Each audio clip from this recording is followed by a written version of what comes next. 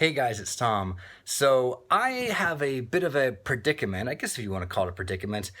I did not like Quentin Tarantino's movie Once Upon a Time in Hollywood last year when I saw it on opening weekend on July 27th, 2019. I remember the date. I kept my theater ticket. I couldn't find it for this video, but when you've been collecting movie tickets since 2014, some are bound to be lost in the shuffle. But I actually have some pictures from that time, so I'll insert them here while I talk. Now, I was beyond excited for this movie. Like, ever since the first trailers dropped, I think in March of that year, I just could not wait. Heck, I was even excited before the movie trailers were even out. Like, I'd seen the pictures, the title, the premise. I just could not wait for this movie. And that's something that I wanted to, I guess, address. Being hyped for movies doesn't always work for me. In fact, I would say it only works about half the time, because when you set your expectations so high, either they can only be met as high or they're going to be disappointing and fall a bit flat. And I went into that movie thinking that it was going to be a film about a star on a star falling, played by Leonardo DiCaprio, and a star on the rise, played by Margot Robbie, who plays Sharon Tate, but unfortunately she would fall as well because she tragically was murdered in the infamous Charles Manson murders. And I thought that was such an intriguing concept. And I thought this was going to be a dark fairy tale, hence the title, Once Upon a Time in Hollywood. This is not a dark movie. And I think I was very disappointed when I saw it because I was expecting it to turn dark. And it kind of does within the last 20 minutes. If you've seen the movie, I won't give any spoilers as to what happens. But it was like I waited for that. I waited 2 hours for that. And I couldn't help but feel disappointed. I kept thinking, where's the story? You know? Like, Tarantino's films have a story, don't they? Like, where is this going? We're just following people do very minuscule things, or things that don't seem that important, so to speak. We're just watching Sharon Tate listen to music. We're watching Brad Pitt fix Leo DiCaprio's TV antenna. Like, where's the story? I'm just getting characters. I didn't realize until after the movie ended that that's kind of the point. You're following the characters. This is more of a setting movie than a plot-driven movie, which is something that I'm not used to in Tarantino films. I'm used to, a driving plot. So everything that builds to the last 20 minutes or so.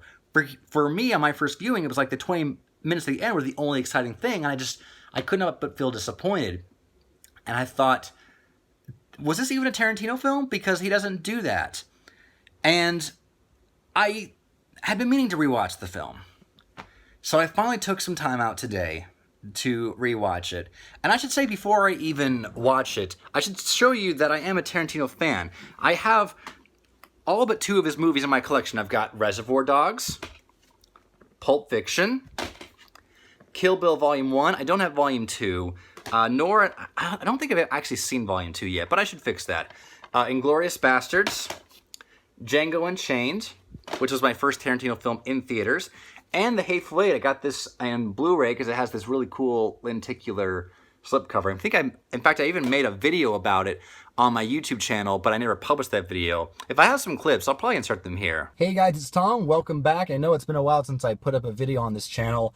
Right now, I'm in my car. I'm about to head to Target to buy one of my favorite movies from last year, The Hateful Eight. Actually, if you watched my top 10 movies of 2015 video that I made with my friends Luke and Avery, that was my second favorite movie of the year behind Inside Out. But still a fantastic movie. It's Tuesday. It's just come out on Blu-ray. I'm going to go to Target to buy it because Target has the exclusive version with like some extra features that I really want. And it's one of my favorite movies of last year, and I can't wait to watch it again. I think it's right around here. Yep, here it is, right next to the Hunger Games. Yes. Exclusive content, The Hateful Eight plus lenticular packaging. That is nice. I don't know if you can guys see if it's coming up on camera, but it's like 3D-ish.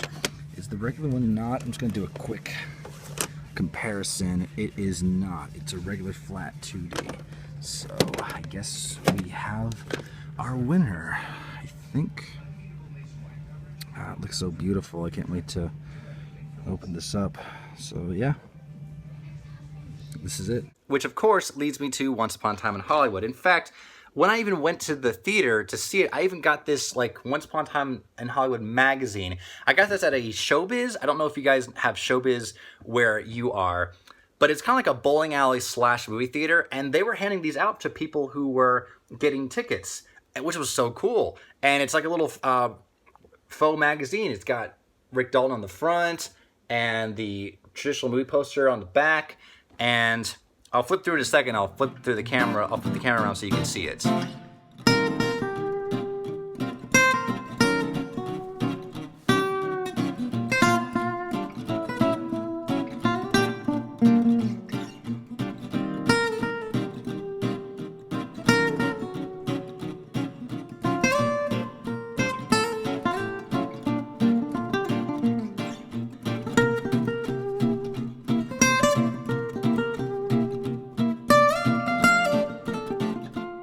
So needless to say, I want to give the film another shot. So I'm going to go into my TV room.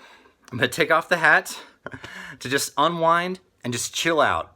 If this movie is called a chill out movie, which I did not know going in, then I'm going to chill out and hopefully have a good time. So what do you say, guys? Let's go into my living room and let's watch Once Upon a Time in Hollywood. Here we go.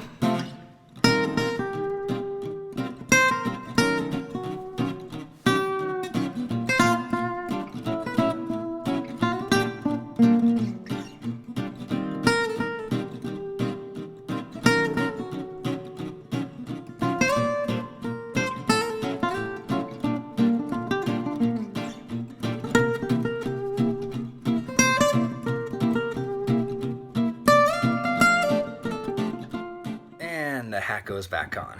Hey guys, so I'm back in my little corner to talk about Once Upon a Time in Hollywood, and I am not ashamed to say that I was totally wrong. I'm not ashamed to say that I was disappointed. I'm not ashamed to say that I went in with the wrong expectations, and I'm not ashamed to say that this movie is better than what my brain would have thought when I initially saw it back in July 2019. I was in the mood to chill out, and this movie is is a chill out movie.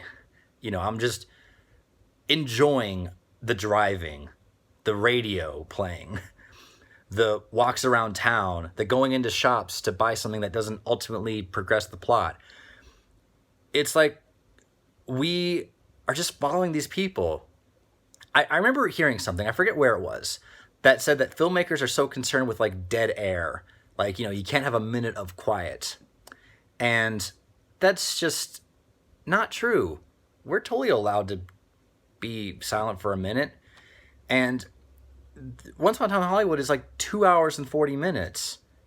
And so you're going to have some quiet time in there. Now, I originally thought when I saw that the movie did run too long, and do I think that's the same? Maybe a bit. Maybe. Only because certain things that happen in the first half, I kind of don't remember them because it feels like so much has happened. Also, the last act where it jumps to 6 months later, I can see how you'd make an argument that it feels out of place, because there's a narration that comes in that hasn't appeared since like the very beginning of the movie. And it's like, where did that come from? Like, that's back now. And it kind of just fills you in on things that happened. I understand that this is probably the best way to deliver that exposition instead of someone in a scene telling me. But I can see why you'd say it feels out of place. Now, I wouldn't say it feels out of place 100% because it does ultimately lead to the film's amazing finale. So I get that there had to be a build-up.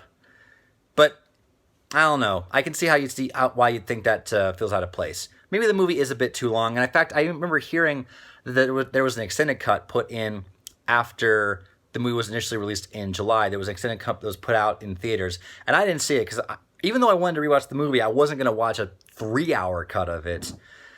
So I'm glad that I waited and watched the theatrical cut again. I don't know what's in the extended cut. I imagine the additional scenes that are on the Blu-ray and DVD extras. But yeah, This is a great movie, and I wish I had known going into it what kind of movie it is. I'm not ashamed to say that I was wrong and went in with the wrong expectations, but now I would gladly buy this movie and put it on my shelf next to my Tarantino films. It also makes me kind of frightened because this is only the 9th film from Tarantino, and he keeps saying it's going to make 10, so oh boy, he's only got one more. Better make it a good one. I have no doubt he'll make it a great one. But now I can safely say that Once Upon a Time in Hollywood is a great Tarantino film, despite the fact that it doesn't follow a lot of Tarantino tropes. Like, there's no director cameo, at least not that I could find. It does have the usual excess amount of blood, like someone throws a can of dog food at someone's face and it like breaks their nose. Like, and there's a lot of blood. Like, that's hilarious. I'm no doctor or anything, but I don't think it would cause that much blood, but what the heck? It's a Tarantino film. It's going to be a lot of blood. Yeah, I'm really glad I did this. So I'm going to say this, guys. If you were on the fence about Once Upon a Time in Hollywood initially, I would say give it a second shot.